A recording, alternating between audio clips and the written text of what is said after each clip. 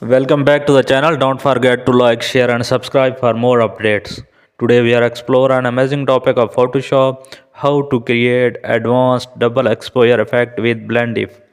Double exposure becomes more natural when blend if controls the tonal interplay.